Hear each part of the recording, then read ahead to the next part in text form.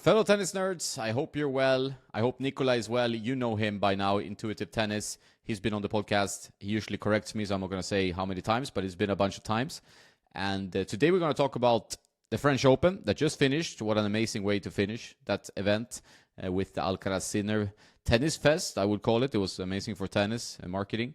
We're also going to talk about his racket journey because he's been doing what I do most of the day, test rackets for a while, and it's been a frustrating thing for him and also an eye-opening thing in some ways, so we're going to discuss that and maybe get into some other topics as well. But I always start with asking the guests how they are. So how are you, man? I'm doing good. Roland Garros was exciting. A lot of great matches. And like the final match was like one of the best of all time. So I had a blast watching Roland Garros, covering it. And I'm still kind of thinking about it, even though it's Tuesday, it's still fresh in my mind. I think just from what I'm seeing online, it's still strongly in the news. You know how it goes, like news dominate what happened on a Sunday, Monday, and then it slowly dies off as the week continues. And by the end of the week after a slam, people kind of already move on.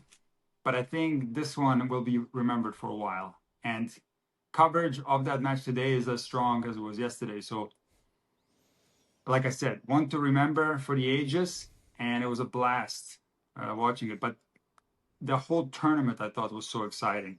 You know, so many different stories. One of the best Grand Slams I've seen in a long time, and it was fun covering it. Yeah, I agree. I was there for a few days, and I love the atmosphere. The atmosphere was great. The French crowd, they were pumped. I saw Mpechi Pericard win his first match, among other matches, right? And it's like the atmosphere watching a French player in Suzanne Lenglen or at Philippe Yes, Chatrier is, yeah, it's good for tennis. I think marketing is, I mean, I know the players, it's tough for them, the French crowd and the Italian crowd, and some tennis crowds can be rough, but as a spectator, tennis needs a bit of life, and this tournament had a lot of life. I think like a lot of good matches. We got the dream final. Some surprises like Boisson, you know, in the women's side. It's just a perfect Grand Slam. I think it was one of the best Grand Slams we've had in a while, you know, that had the drama all the way until the end, you know, because that's I sometimes agree. we're out of the drama. We know who's going to win a little bit, and there's been nothing super exciting going on until like the second week. But this time it was excitement all around. I agree 100%. And of course, you know, I feel so bad for Yannick. And if he holds serve in that third set, right, he was up 2 sets to love. Even if he holds serve at 5-3 in a second, so it's 6-4, 5, 6-4, 6-3, and he wins the third set 6-3 with one break, which is plausible that that would have happened. It looked like that was going to happen, but Carlos such a fighter, and Yannick, you know, didn't take advantage of his opportunities in this match for sure. But let's say this match straight set win for Yannick, like it was in Australia against Zverev, like it was U.S. Open against Fritz, then it's a little different story, you know. So this is exactly what makes tennis so fun when we have these 5-hour battles when it goes to the finish line.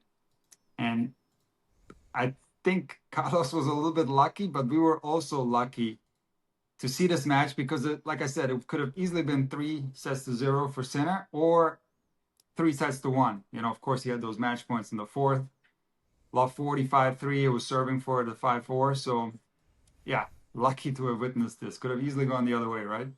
Yeah, three set would have been a bit of a letdown. Like, I mean, the only thing that would have happened then is like, okay, Sinner didn't lose a set even against Carlitos. Like, I mean, what an amazing tournament by Sinner. Will he now win all the slams? I think that was one of the few questions I saw on social media. That's Is right. like, when Sinner was 2 sets up, like, this guy is just on fire. He just dominated the That's whole right. tournament, even beat Novak, who played great That's right. tennis in 3 sets.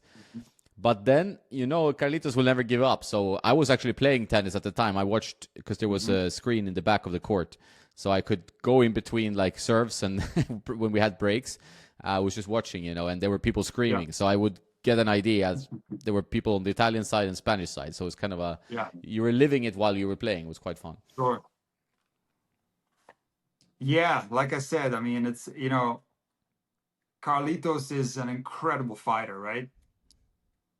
You know, he's done it many times, like, flipping these matches around, and he's so clutch and everything. But still, even the players will tell you that to come back from something like this does require incredible talent and incredible mental strength, because, a lot of players will resign when they're down like that, right? It's very tough mentally to come back 5-3, love 43 match points. It's tough, and of course the opponent has all the confidence in the world, right? Especially love 40 versus 30-40, for example, where there's a lot more pressure. Love 40, you have a little bit of a cushion there. You can be more aggressive.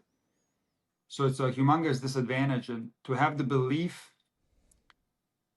to be able to win, because I listened to the Juan Carlos Ferrero press conference afterwards, and he was amazed how much belief Alcaraz had, even at that point in the match. Positive body language, going with the racket like this towards him after he got that first point. So incredible mental strength from Carlos to believe that he can still flip that match around. It's a lot easier said than done in that moment. But on top of all that, I do think a little bit of luck is also required, right? A little bit of luck is required, because that return at 15-40, Sinner could have made it. It was a second serve. And then, of course, the 30-40 point, Sinner had a forehand from the middle of the court. He could have hit a winner on that, and Carlitos would have been toast. So, in tennis, people don't always talk about this, but a little bit of luck is involved, Yeah, I do you believe make your that. own luck by fighting. Like if you give up, you never get any luck. So I think it's both dual, right?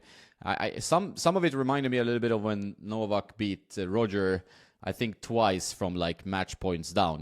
When at Yeah. least very close to match point down. I mean, Wimbledon is the famous one, 2019, but there's also U.S. Open, I think 2015 or Mhm. something, Mhm. where everybody was like, "Oh, Roger's winning another one," and then he like slaps two return winners, and then suddenly he's back in the match and he fights it out. So it was like this.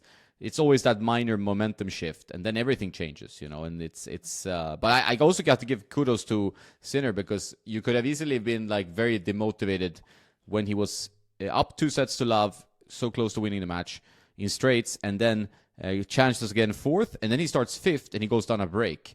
But he still breaks back. That was pretty impressive to me, because I thought like it's very easy to be like, okay, this match is slipping, but he was hanging in there. Yeah, both of them incredibly strong mentally, both of them incredible fighters. And what you said before, I think it all evens out at the end. Like we see that match from Djokovic where he hit that famous forehand return. I think that one came at 15-40, right? Yeah. Match point Federer on Federer, so 15-40. Some people would say that was a tank return, but I don't think so. But it was a very low percentage return. So he made that one. But if you take a look at other matches where he hit a return like that, match point down, he lost, but nobody talks about that. So I think at the end of the day, it kind of evens out. And in these specific scenarios, when it comes down to 1 point, like I said, luck is involved a little bit. I mean, take a look at the Sabalenka Goff match. Goff, incredible performance. I was so happy for her. I got emotional after she won. I was tearing up. And can you imagine if Sabalenka ended up breaking in that game, which she had a break point, and on the first match point for Goff, Sabalenka ripped the forehand return that hit the line, the baseline. And that's incredibly unlucky, but it turned in Coco's way somehow, and she still ended up holding. So again, in those circumstances, when it's a point or a few points here and there, nobody talks about it, but luck is for sure a factor. But what you said, of course, if you resign mentally when it's 2-1, 5-3, 40 love down, if you mentally resigned, even luck won't help you. You got to put yourself in a position to be competitive in those points. So it goes a little bit deeper than that for sure.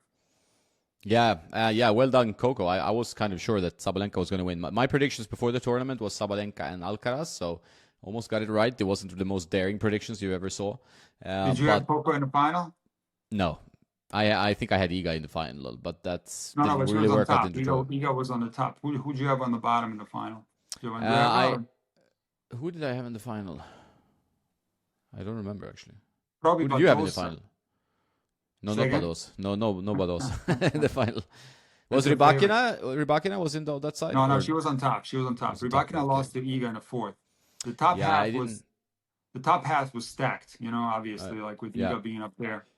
I had I had Iga winning the whole thing Okay. against Coco in the final, and I did have Alcaraz beating Sinner. I did Very have good. that. I missed the. I had Runa instead of Musetti, and I had Andreeva instead of Boisson. Yeah. Well, It's me okay. too. Who could have guessed Boisson, right? Yeah, So that's crazy. I did good, but I mean, like, it doesn't take a lot of skill to predict, Alcaraz, Sinner, and Djokovic, right? That doesn't take a lot of skill. But I, compared to other draws, I didn't do that well this year. Like, a tad worse than the Australian Open. It's very difficult to predict the early rounds. There were quite a few upsets, actually. Like, who would have thought that Fritz goes out to Altmaier and stuff like that. So there Yeah. were a lot of there were a lot of shockers. Bublik surprised a lot of people, taking out Demonor in the second round. So it was a really fun tournament. So many different things happened that nobody expected. Yeah, that's what I like about this tournament, but also like I think that makes a good slam when you actually have the upsets. Like some years, and especially Wimbledon, maybe like many seeds go just blazing through the draw, and that's Yeah, quite boring. But this one, like I never saw Bublik reach quarterfinals, like not in my right. life, and It was a golf, special. yes, possible final, like she is good, and also like conditions were pretty good, like pretty She's semi-cold good in on clay. Paris. Yeah, She's a good clay quarter, Coco. Very she good. moves really well actually, and that's her main, I think, skill, and she fights hard, so that's what you need, and that's what helped her She's in the end, also right? she's also very versatile. She has quite a big repertoire of strokes. Yep. She can slice the forehand, slice the backhand, good feel. She can come to the net. She can hit lobs. Forehand, very, very like tricky to play actually. Especially when she's confident on the forehand side. It's a tough ball to play on clay. So Coco won junior Roland Garros, and now she won the real Roland Garros. She was in all those finals on clay before. She is one of the best in the world on clay. Definitely top three on clay, maybe top two. I'd still put Iga on top, and Sabalenka a little bit dependent on the conditions, right? Like Mm. Madrid, Sabalenka is so dangerous because it's Yeah. faster, and then if the conditions are fast in Rome or Roland Garros, she can win, right? But yeah, that's the top three on clay for sure. And Coco is an incredible player, and I was so happy to see her win. That was incredible. Yeah, well deserved. I think she was the right winner there, and also kind of like I think it's important. I look at tennis big picture kind of, and I like storylines that make tennis grow in key markets or make it more exciting. And I think Coco is a Yeah, good ambassador for tennis. And I think it's important that American players win because US is a important place for the sport, and we don't have male Grand Slam winners since quite a while, but we do have female winners in Coco and the obviously Williams sisters. So I think it's important to continue, and now we also Keys, of course, like in the beginning of the year. So US female tennis doing really well. I mean US male tennis as well, but no real GS winners in a while. yeah. I had a series of videos going back to like 2020 or maybe even 2019. The series is called "What Happened to American Tennis," and the thumbnail always features a pickleball court. Yeah, I know. I've seen those videos. Um, there's been four of them or five. And in each one of them, I said that the women are number one in the world based on how many players they have in the top 100. I mean, it's crazy. Yeah. And number two is usually either Russia or Czech Republic, kind of swaps between, or Czechia it's called now, but it swaps between those two.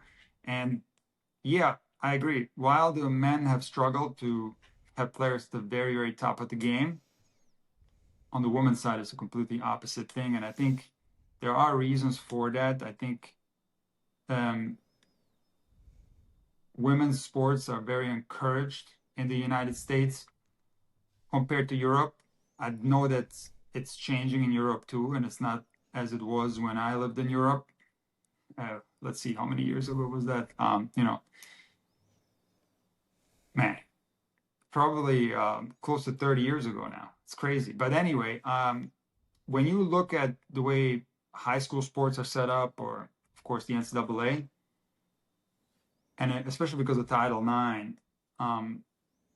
where in some colleges you have women's volleyball, women's soccer, and you don't have the male versions of those sports to even out, you know, the amount of scholarships and so forth, because there's no female football, and football takes away so many scholarships.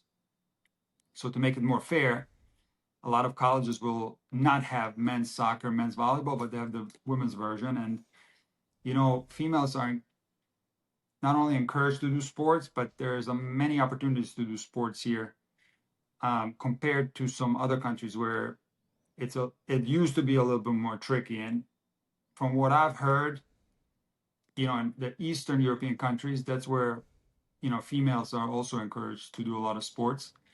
And so it's interesting that it's the United States and Eastern Europe that are dominating, like utterly dominating female tennis. It's not even close. When you look at the amount of players from, again, Czechia, Russia, and United States, I don't know the exact numbers, but it's at least 50% of the top 100 from just those three countries. And there are reasons for that. It's not by accident. Yeah, it's a good point. I'm talking about Coco, and I wanted to hear your opinion. You're an opinionated guy. Like the ceremony, like and the press conference. Sabalenka was a little bit salty there.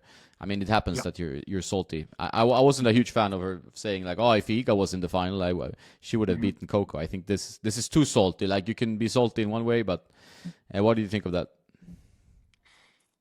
I've heard hundreds of those trophy speeches, and that one just hit me the wrong way right away, right?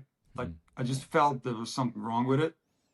And then she made it a lot worse in the post-match press conference. You just can't say that, because when you say that you played the worst tennis of your life, and it was 6-4 in the third, where you won the first set, you're saying you played the worst tennis of your life, the worst final I've ever played, and so on and so forth. What the implication is there that Coco is no good, and if you played their normal game, you would have won, right? So there's no credit given to Coco. It's a horrible thing to say. I played horrible, but it was still 6-4 in the third. So there's a million other ways to make that sound better. You can talk about the tough conditions. You can talk about your struggles on the court, and while at the same time praising your opponent, who obviously was feeling a tremendous amount of pressure just like you and was fighting the conditions just like you. There's better ways to congratulate your opponent, but I think we saw a little bit what goes on inside of the Sabalenka head, and I think it's okay to believe those things. She obviously thinks that she's way better than Coco, and it's okay to believe that, but you got to keep that inside of your head, or just share those thoughts with your close ones. That's not something you want to say publicly for many reasons. First of all, she's getting a lot of deserved hate from that. And also, I think, when opponents, especially Coco, hear that, like, she's going to be even more motivated to beat her now. So another context to this statement is the fact that the head-to-head was 6-5 Coco, right? She has a losing record at Coco. She lost her 6 times and beat her 5 times. And then you make that statement, how this is the worst match that I ever played, even though it was 6-4 in the third. So, yeah, that will go down as one of the worst speeches in the history, I think. And backing it up in the post-match presser, saying that Iga would have probably beaten Coco, that was even worse, actually. The post-match presser was worse than the actual trophy speech. And then she kind of walked it back on Instagram, but it wasn't really that, it was kind of a non-apology to me. I didn't think that, she was congratulating Coco and all that, but she was still then doubling down on how horrible she played. So, yeah, not good. I didn't like that at all. No, and I think like she doubled down, as you said. Like, so she started with a very bad speech. I understand, like, there were some comments like, should you have to do a speech when you have lost the final? It's tennis. It's part of its history, right? It's a rough time to do a speech. You can do a short one and thank everyone and say, hey, like next year I come back stronger. That's you can do like a template speech. I think that is the best way when you're very emotional. Just do the bare minimum and then do a template speech. Like do a speech you've heard on TV, and let the winner do the speaking part. Don't go I and don't. talk too much. Yeah, I think it's being yourself is the best, but don't be like your mean self. So I think what she should have done is when she started, it looked really good because she was crying, and people actually Sympathize, yeah. sympathize with someone that's crying. The loser, they sympathize with them. They'll give you a huge applause. So she started crying. She put her head back, and she should have said, "This hurts so much.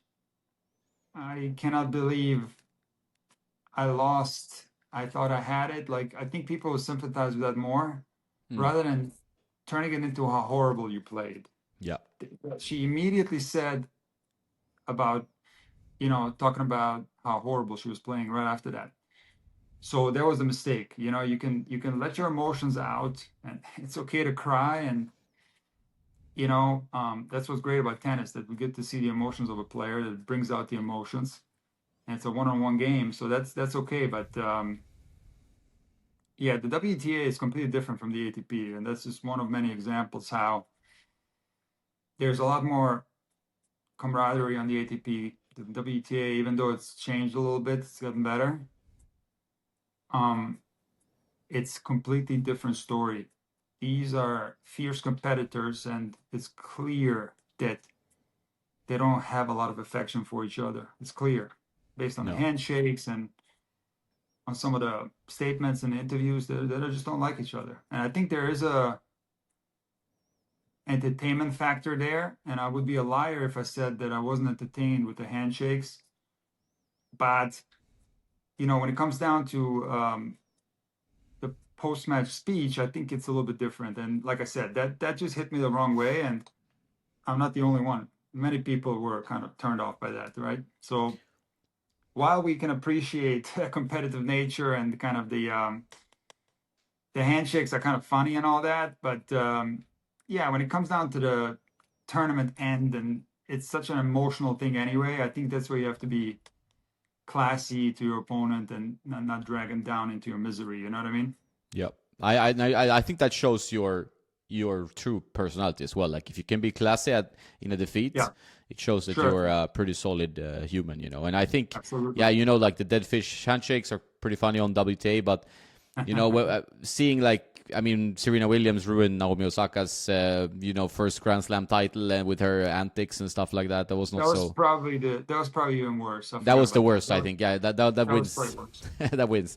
But this one That also way, is yeah, like something for her to go back and really, because like yeah, this stuff stays in the history books, and it kind of taints your personal brand. So you can't big really time. just do an IG apology and expect people to be like, oh yeah, she's emotional, because it was too salty, it was too nasty to Coco, like you don't have to be best friends, but you can always be classy. Like you can always give respect to your opponent, and that's what's nice in tennis, is when you respect your Yeah, opponent, but you want to beat them with everything you have, but the respect is yeah, still there. And I think to turn the spotlight on Carlitos and Yannick was really classy. Although he could have been like super pissed, yeah, because 5.5 for sure. hours, and he was actually close to winning. I mean, Sabalenka was close as well, but you can't say you play your worst tennis ever and lose in 3. If she lost 2-2, you can say, hey, I played 70 unforced errors. I was spraying, but she lost 3 sets. So If you you want to can't talk say about that. if you want to apologize for the quality of the match, you could have said like these were such difficult conditions. Yeah. Coco handled them much better, but it was so tough for me out here with the wind. That would have been acceptable. Yeah. I I think think. that would be great. Like Yeah, it was not my best day, and I yeah. think the conditions played a part, but she handled it much better. Like But even yeah, yeah. but even the conditions, it's like just yeah, just congratulate her and just tell her she did amazing, and congratulate her parents, and just that's what the men do, and it's just even if it's not 100% genuine from everyone, whatever, but it's just more professional, and you avoid drama. And again, like when it comes to you know, kind of being mean to your opponent. I never, you know, thought that that would be a smart tactical move because let's say you were a complete a-hole out there on the tennis court, right?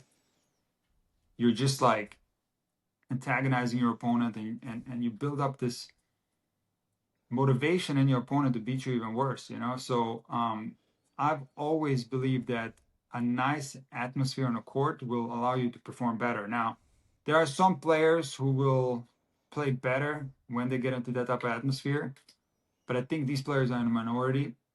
Maybe someone like Kyrgios, he does like kind of get pumped up from upsetting his opponents, but I feel most players that I've worked with and also myself, when I get into that state of mind where I'm angry at my opponent and I'm kind of upset, I don't play my best tennis.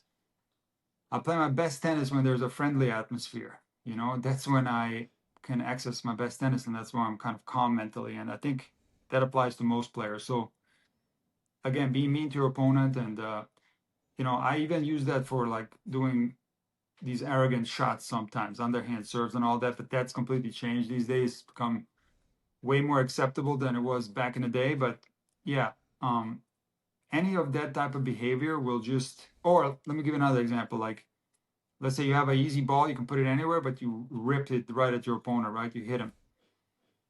That will just pump your opponent up to beat you even worse, right? So yeah, a nice atmosphere, respect to your opponent, playing fair. That's where most players access their best tennis because they can be kind of calm mentally and they're not all riled up. Because that kind of leads you to be all over the place, you know, and not really play that well.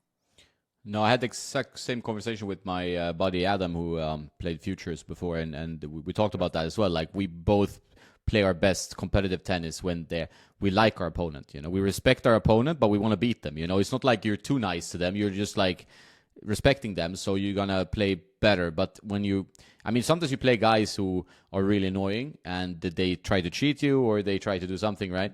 And that's a tougher way to find your right emotional state because you can go too hot or you can go like I don't give a shit, or you have to find that balance like of energy. Yeah, Tennis is a balance of energy. You want to be like a focus with for some sure. energy, but you don't want to overuse the energy. So it's a tricky Yeah, for balance. sure. For sure. I agree 100%. Yeah, no, like it doesn't mean that you're not going to be competitive and want to win really badly when you play your best friend. Like that's if that's the case, then you got a serious problem, and maybe tennis is not the right sport for you because that should be always something that's like right there. You wanting to win the point really badly, no matter who's on the other side, right? So if you feel like you don't have that, that's a huge problem in the game of tennis. So yeah, no, that's being competitive and wanting to win really badly. You can see that when Alcaraz plays against Sinner, right? Like these guys, they're not friends, but they respect each other, but yet like they fight, you know, to their death to beat up on each other. And yeah, that's how it's supposed to be, you know? Yeah, I love that. I think it's a great rivalry. I think it's great for tennis. And what do you Sure. think where do you think it goes now? Like, so this is always an interesting period in the season, right? Like Yeah. going from, I love clay. Like I love the French Open. I like the tournaments leading up to the French Open. I don't love playing on clay, but I like it as a surface. Like watching on clay, I love it. Following the tour, my favorite part of the Yeah. season. Then it goes to the grass where I have mixed emotions, right? Like I like the grass with its history, but some of the events leading up to Wimbledon are too fast, too boring to watch. Sadly, like it's just for me, I struggle a bit. Like, where are you on this spectrum? And then we could get into like who do you think will win of Djokovic, Alcaraz, Sinner? So I agree with you to a certain extent. It's tough to get hyped up about these lead up tournaments. And I think if you look at the lead up tournaments to the four Grand Slams, I feel like Australia, just because of its calendar, it's tricky to have a lot of lead up tournaments because it's happening in January, right? So, But by players the can way, go sorry to into. interrupt you. They might move it to February. I heard 2027. Is that right? Yeah, Interesting. that's the Wow. rumors swirling around. I think it would make a lot more sense, yeah. But it has to be in the Australian summer, right, for it to make sense financially for the tournament, right? Yeah. for attendance and all that. But yeah, so in any case, you could, if you're a top contender, you don't necessarily have to play a lead-up tournament to Australia to do well, right? And I think it's the same for Wimbledon, just because similar to Australia, like everybody's kind of in the same position where it's just such a short season prior to Wimbledon that you could go in there, like Djokovic has done many times, without playing any lead-up tournament, just that one exhibition in Roehampton or whatever, get a few matches in, get comfortable in the grass, and then you still, as a top contender, have a chance to win the tournament. So for that reason, because there's really not that much importance to those tournaments, I feel like they don't mean that much. And of course, they're also not Masters 1000. So even if somebody like shows up to Queens, like Alcaraz plays Queens usually, Sinner plays Halle, and let's say they don't win, right? They lose first round. It doesn't matter. Like even Rafa was losing first round in Halle many times. He lost to Dustin Brown. He lost to Vasque one year. No, he didn't lose to Brown. Or did he? Okay, I don't He remember. lost He to lost Brown to in Brown. Wimbledon. He lost to Brown in Wimbledon. I think he lost to him in Halle too. I don't know, but Maybe. definitely he definitely lost to Alexander Vasque in Halle.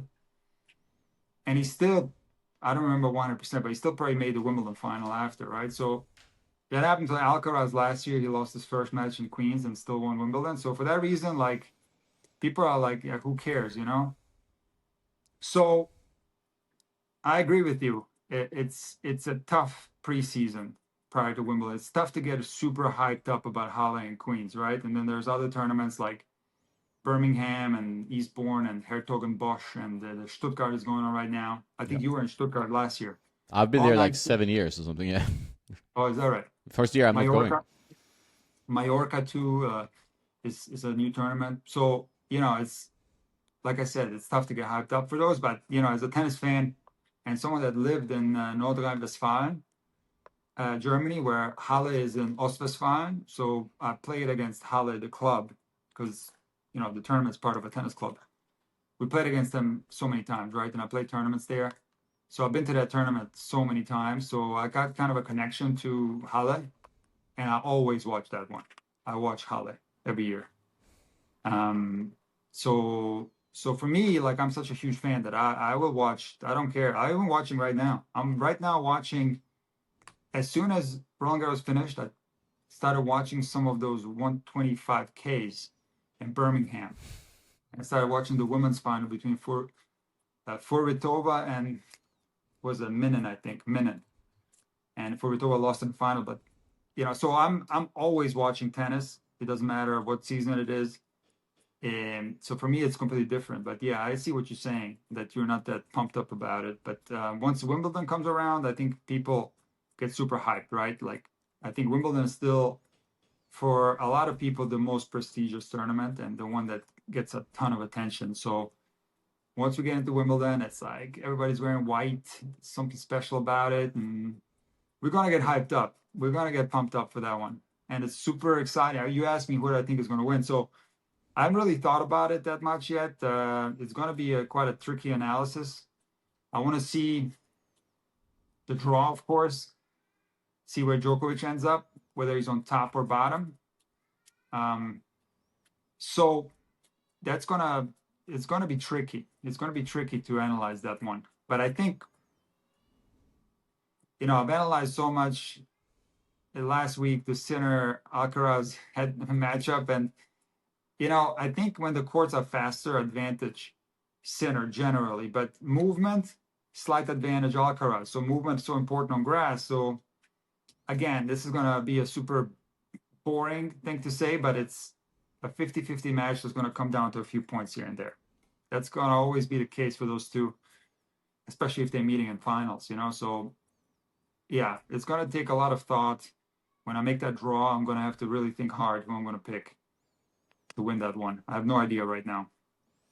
Fair, fair. Yeah, no, I always go to the Boss Open or the Mercedes Cup, and I love the vibe there. The atmosphere is great. I love playing on grass. It's one of my favorite. I've been able to practice on their practice courts with the pros, so That's awesome. that's been amazing.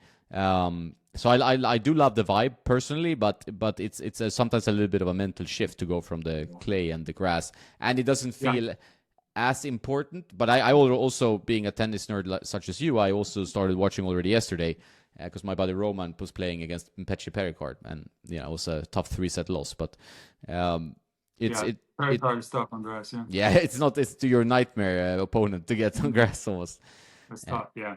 it's tough, but it's still fun, like because the transition from clay to grass is giving the players a challenge, and that's also nice. Like you have to actually adjust so much in your footwork, so much in your stroke production, how you play strategically. Everything has to adjust from one surface to the other.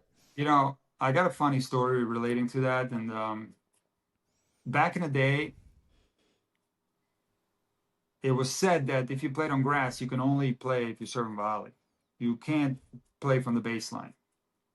So, relating to Halle, one of my best friends in Germany and a very frequent practice partner, someone that's from the same county as me in Germany. His name was Ralf Wilming. He was an amazing player, semifinals Orange Ball. He was #2 in Germany in juniors. He never really committed to playing full time on tour. I think he did have some ATP points, but he went to college and started teaching kind of early, and he played a lot of clubs in Germany, so he never really pursued the pro route, but an incredible talent as a player. And he got a wild card for Halle one year to play, and they told him that this was what was the strong belief back then, that he has to serve and volley. You can't play from the baseline. And Ralph was like a baseline machine. He was a lefty, and he just never came to the net, only to shake hands. So he had pretty decent volleys, but he was a baseliner, right? So he plays Patrick Kühnen, first round of qualies, who's like already like close to retirement. He was already old at that point, and Patrick was once in the fourth round of Wimbledon, I think. Great grass court player. And so Ralph goes out there and he serves and volleys first and second serve every point on center court at Gary Weber Stadium. And he loses like 0-1. And afterwards, he was so pissed because he probably would have maybe even beat Patrick at that point if he just would have stayed back, So that was an incredible shift going from clay to a grass where you couldn't play from the baseline. That's why back in the day, a lot of the clay court specialists didn't even play on grass. They didn't even enter the tournament. And, it would be the most laughable thing to say that one of those guys is going to go deep in Wimbledon.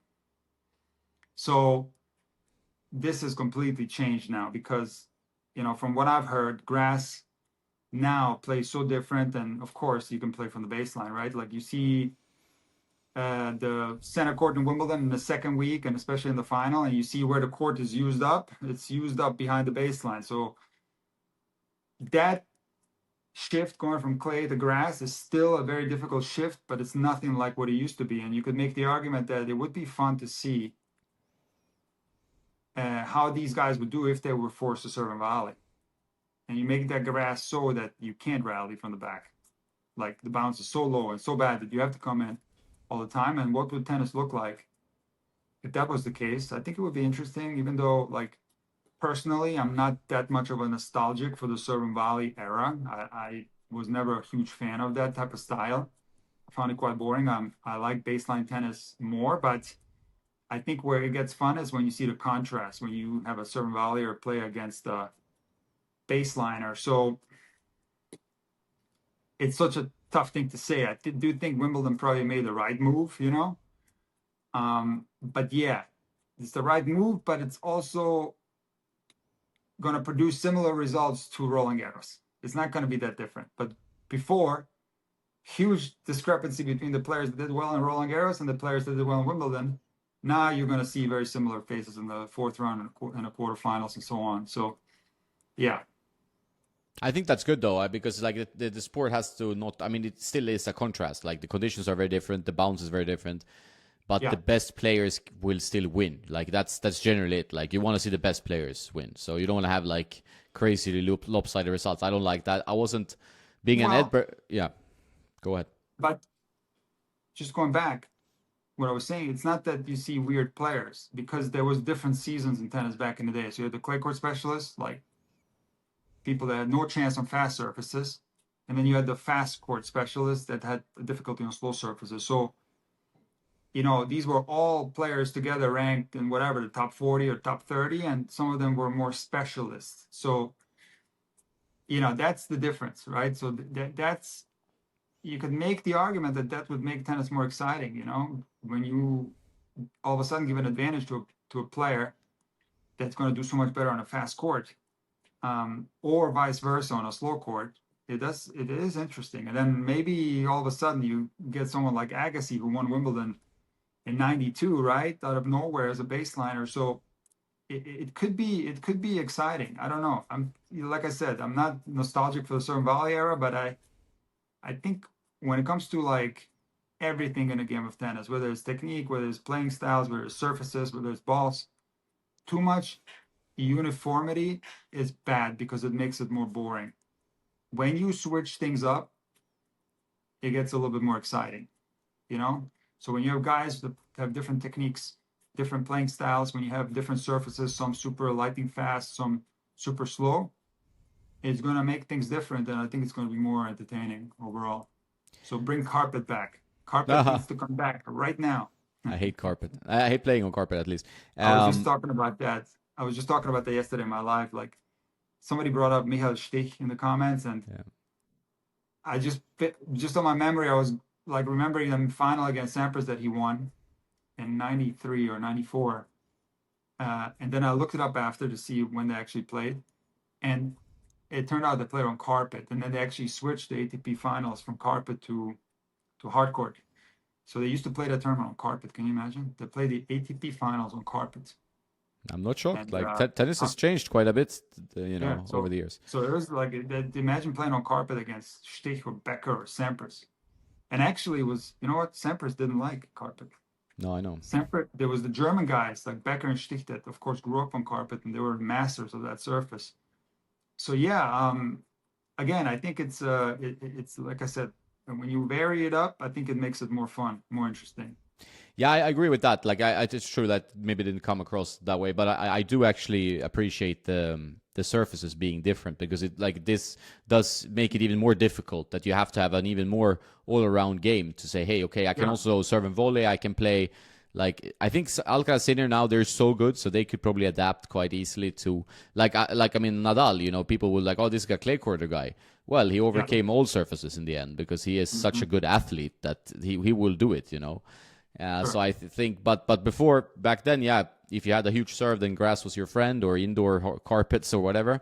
And then if you were like an Argentinian clay courter who could run for days, then that you would only hang around in the clay court season. And we still have these guys a little bit, but it's not as extreme as it was maybe in the 80s, 90s, There's still, I agree, there's still a few guys here and there, but not many, to be honest. It's nowadays, all these guys can play on any surface. Yeah. Clay, they have to. grass, hard, they can play on anything. That used to be the case. Yeah, it's true. No, you have to, because otherwise you can just, you can not play for such a big part of the season, and financially that makes zero sense. Like, you need to be able to adjust, and follow the calendar a little bit.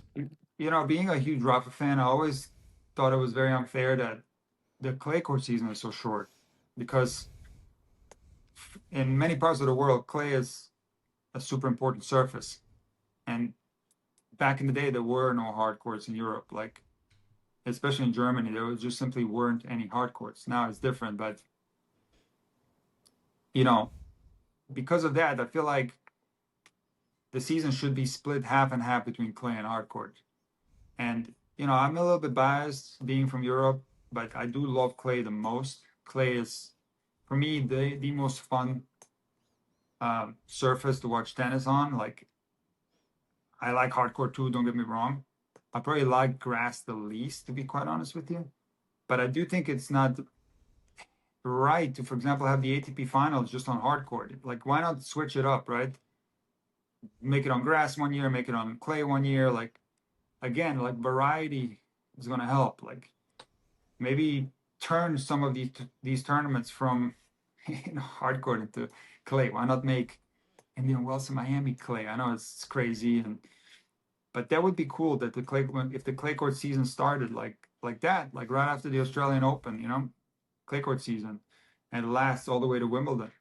Yep. I think when that's the case, now you're talking about the best of all time. It changes things because you can make the argument that the greatest of all time on hard court is Djokovic, on clay it's Rafa, and on grass it's Federer. So you have a different GOAT for each surface. And now if you switch it up and you want to pick an overall GOAT, you have to take into consideration how much tennis is played on hard court. You have to talk about that, right? When you have 2 slams on hard court and most of the Master Series tournaments on hard, it's a little bit more of a difficult analysis to say who's the best player, because I do think surfaces, they're so important when it comes to performance and your strengths and weaknesses and so forth. So, well, what do you think? Do you think I'm like being crazy to say that it would be cool to have a longer clay season? Because No, I think that would be cool because I enjoy clay court tennis very much. And how many people enjoyed that match a couple of days ago, right? That was on clay. That was one of the best matches of all time. So there's something cool about clay. Like these guys are like warriors out there. They get all dirty, and it's like there's something special about it. And I not only like watching it, I also really enjoy playing on clay.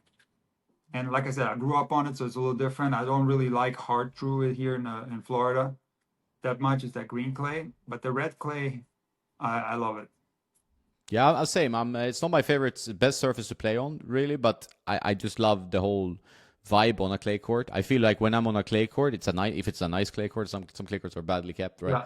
Yeah. It just feels right, and watching the French Open just feels right. Watching Monte Carlo, these events leading up Rome, it's something about it feels like history, right? Like this, and I don't have it with any other surface the same way. And I think it would be good if it were split a little bit more. I think that would be actually a good idea. I would also... Sorry, go ahead. I would also want to get back. You talked about Becker and Sampras, and I remember those days. Like get back the 5-set Masters final, like at least in the ATP finals. Like put 5 sets in the final. Like that was a great. Like this the final. It's 5 sets. That I miss that because that's the battle, right? That's what we get a lot of TV viewing on. I'm gonna go even deeper than that, and I think they should make the women's finals best of 5. 100% agree. That would completely eliminate these arguments that people are having where, sometimes you just get unlucky. We talked about how Sinner Alcaraz could have been 3 sets to love Sinner, right? If he doesn't get really broken early in that third, this could have been like his 3-set match, would have been less exciting. And this happens sometimes that you get a blowout in the final, and imagine if the blowout is like in a best of 3 match and the match is like 2-1 or something like that. It's over an hour, so you can completely eliminate that risk. And the stupid comments afterwards, how these women are getting paid the same but they play so much less. Make it best of 5, and there's so many great athletes highly capable of playing best of 5 on the women's tour, and I think that would be something that, quite frankly, I don't understand why they stopped doing it, because they used to do it way back in the day, right? I remember they used to do it at one tournament, and that would be something that would be super entertaining. And as far as the Master Series tournaments, now that they've extended them to 2 weeks, right? Like, make it best of 5, Yep. I think back in the day they were able to handle it. And we had some epic matches. I mean, how many best of 5 thrillers in Rome, right? Coria Nadal was one of the best of 5 matches of all time. And Nadal Federer 1 year in Rome. Yeah, that's a legendary match. That was a great match. So you can have these legendary matches, So I agree with you. I think best of 5 and finals of Masters, I think it's a good idea. Yeah, and it makes it like you can just go back to this final, like it becomes like a piece of art, like a historical moment, because like absolutely you can come back from 2 sets down, everything is in your against you, and then you come back, it becomes like a amazing moment in sports history. Like, but if you have a 3-setter, it's kind of, I mean, a 3-set match can be tight and tough, but it can't build the storyline of a 5-set match. And if Yeah, at least the finals, I think should be 5-set. I think that would be good. And also on the women's side, I mean, definitely. And they could you even do it agree. from the quarters on the women's side if they want to remove these discussions. Okay, you reach the quarterfinal, you play 5-set in the women's Grand Slams. Then you have it. They could do it. Yeah, absolutely. I think they should. I really think they should. Um, yeah. Cool, man. All right, so we have a commercial break of what's happening with intuitive tennis before we move into, I think a part where I think a lot of people are curious about your racket journey, because there are a lot of racket nerds listening, of course. Yeah, of course. Of course. But what's going on with intuitive tennis? You're working on, as always, more than 300,000 followers now and on YouTube. So I have a website, intuitivetennis.com. That's a membership website, and the membership is called Intuitive Tennis Premium. And it has a lot of videos that you'll find only there. These are premium videos. And I have a lot of things that I offer as benefits to becoming a member to Intuitive Tennis Premium. So I encourage everyone to sign up. And basically what I give is a more of a deeper or a more personal access to me, where I really try to take care of my players that are part of Premium. And, there's discounts on private coaching, video analysis.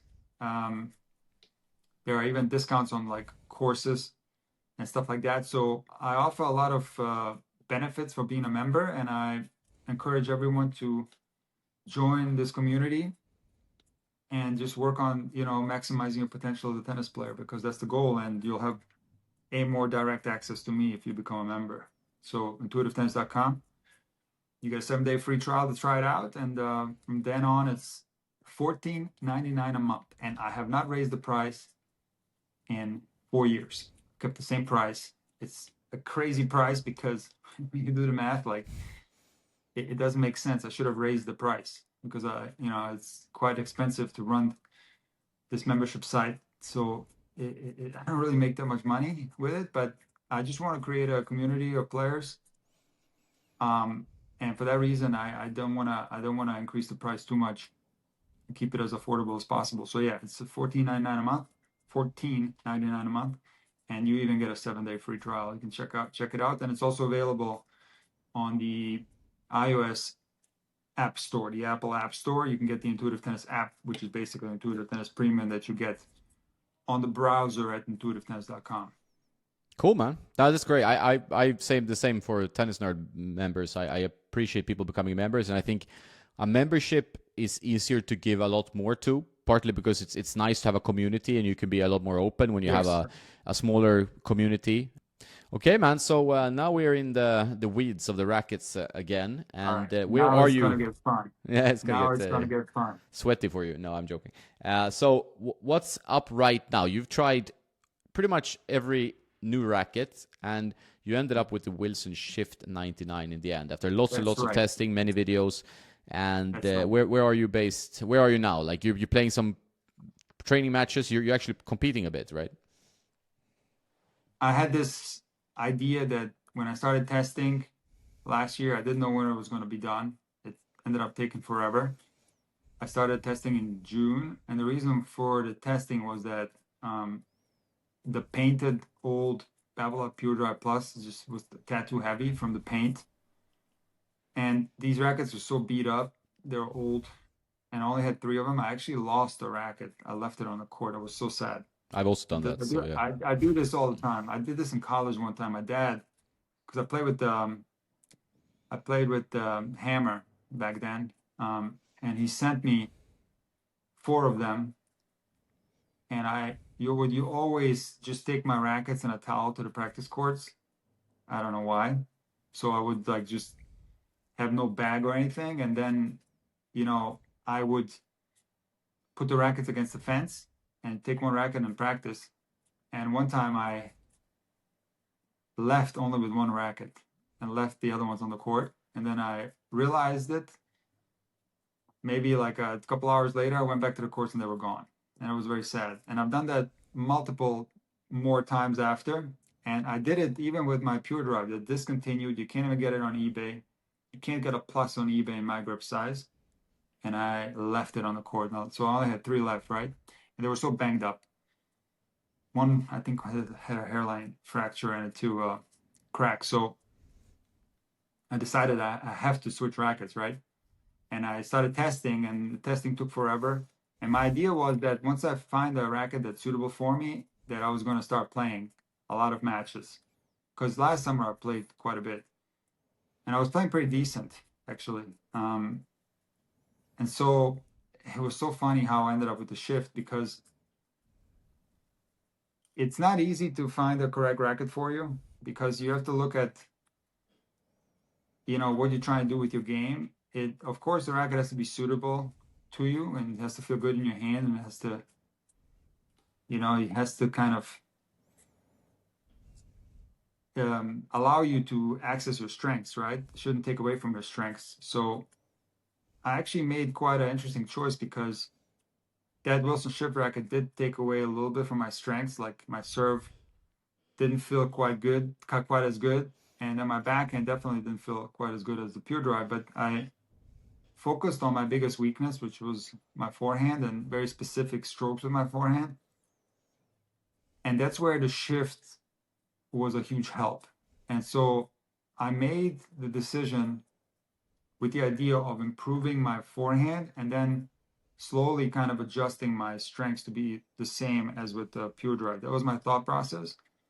And it made a lot of sense, and even you agreed with it because we talked privately. Because my forehand continues to deteriorate, especially when I'm, as the older I get. So I really thought that the shift could help me.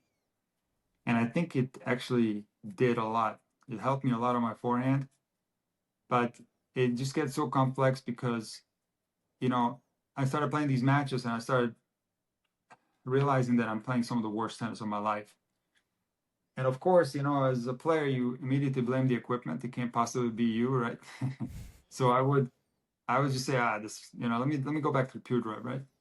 So I actually bought a couple of the 2021 Pure Drive Pluses, but then I would just continue to play poorly even with that racket. And so it was so confusing to me. I couldn't play with any racket. And I'm even on my serve and my backhand, like it was not that much better. So I was like, man, I just, what's going on?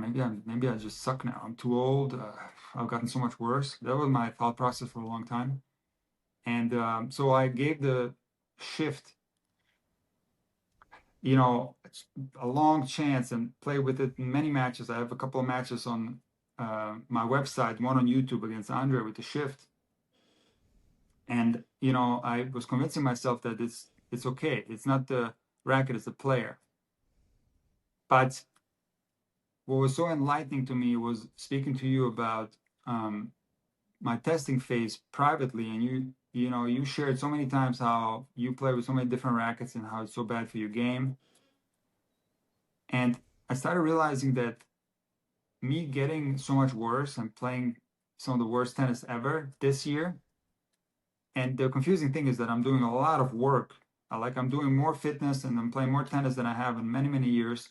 I'm getting myself in pretty good shape, and yet I'm playing horrible and losing to players that I didn't lose to before. Like, very confusing. So I was so enlightened by your comment to me privately where you said, you probably hurt your game with the testing phase that definitely went on too long. How many rackets did you test? And I said probably like 50. And I think that destroyed my game completely. And it definitely changed my preferences because, while that racket didn't feel perfect, the old painted Pure Drive Plus, when I pick that racket up now, I can't play with it at all. And last summer, I was playing with it just fine, playing quite well actually. So that testing phase completely changed my racket preferences. And actually, the shift playing with it it's been close to half a year that I've been playing with the shift. It's actually destroyed my ability to play with an extended racket. So I play with a 27.5-inch racket for, let's see, for 25 years. Yeah, 25 years. Because I started with the Hyper Hammer in 2000, I think. So I've been playing with an extended racket for 25 years. And this period of time, from June last year to now, destroyed my ability to play with an extended racket. I just can't do it anymore. It doesn't feel right. It's hurting my serve, actually, believe it or not. Like I'm serving worse with an extended racket. And my forehand is even worse than it's ever been. And my intention was to improve my forehand. And so when I go back to the extended racket now, it's hurting my forehand a lot. So, what I've learned through this experience is that you should never change rackets if you don't have to. But sometimes you have to, because rackets get discontinued and you run out of them, or they break, or they get too old. So I think when you find the perfect racket for you, you got to stock up and get 20 of them if you can. And that's what I should have done, because changing rackets is a very, very bad thing to do. And testing rackets is something that is very difficult to find a racket that you're going to like. And so the testing phase should be as short as possible, because again, your preferences to rackets will change if you do it for months. And now you're not going to know what you like. It's going to get very confusing.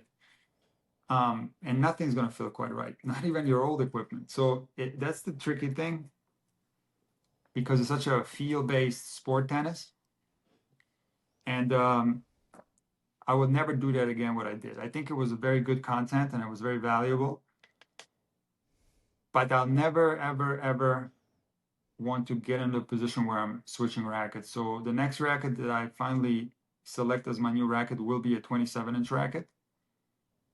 It's most likely going to be probably a pure drive. I just don't know which version, because right now I'm playing with the 21.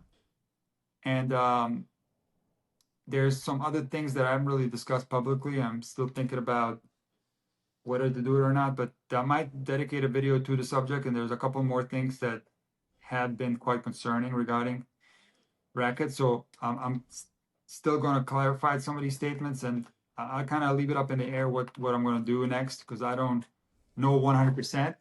So just kind of stay tuned. I'll probably post a video on this very quickly, actually, probably next week or in a couple of weeks' time. Before Wimbledon, I'll give an update on my racket situation, and I need to find a solution, because there's something else that's been happening that's quite concerning. So it's been an absolute nightmare. I was so happy to have selected this shift, because I thought that this was going to be the perfect racket for me, and I was playing really well with it, and hitting the ball in practice was awesome. But then once I started playing matches, it became very complicated, and matches reveal everything. They not only reveal your strengths and weaknesses, they reveal everything. And yeah, it was something that I had to be done. And I just wish I didn't let it go on for so long, because the problem was, as I explained in my final playtest video, that I had to cover the Grand Slams, because that's something that I do. So there was chunks of time from when I started where there'd be like probably a month and a half of breaks in between. And then it was probably like one video per week when it wasn't a slam. So that's why it took forever. And I kept swapping between rackets, and I kept buying rackets. I got so many rackets now, because I didn't want to get rackets sent to me. So I have Solenkos. I have the only company that sent me rackets was Technifiber and Diadem. But everything else I bought. So I have so many rackets, and I would just grab this one and that one. And there were some matches where literally I went on a court and I didn't know what to play with. I had in my bag, I had a Percept, a Shift, and I had a Solinko, and I was just grabbing one and then the other, and then I would start playing poorly and start swapping rackets.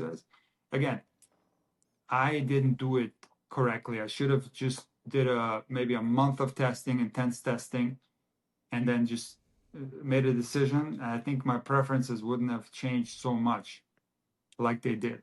So I definitely let it go on too long, So because if I would have let it last for a month, I still would have been able to play with the old Pure Drive Plus, my old painted racket. I still would have been able to play with that one after a month. But I'm telling you, Jonas, I can't play with it anymore, because it's been so long since I played with that racket.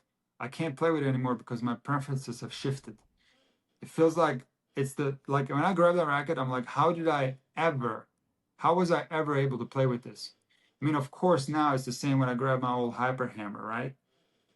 But the thought is like, how was I ever able to play with this racket? And I like the racket only like it was June or it was May 2024, and it was perfectly fine. Like, so that's the crazy thing about rackets. So definitely should have been a month, and I would have, I think, made a better choice. But again, like it's the YouTube thing. I wanted to make it into a series, and it was very challenging to do. These were like videos that required a lot of time to produce, and it is what it is. It just happened that way, you know? Yeah, it's good content because people love to hear about rackets, but like exactly Yeah. like we've talked about offline as well. It's as Mhm. soon as you get into the jungle, like at the racket jungle, you need to get out of there pretty quickly because otherwise the jungle just grows Yeah, thicker and thicker and you get it lost. does. And that's what happened to you, and it happened to me.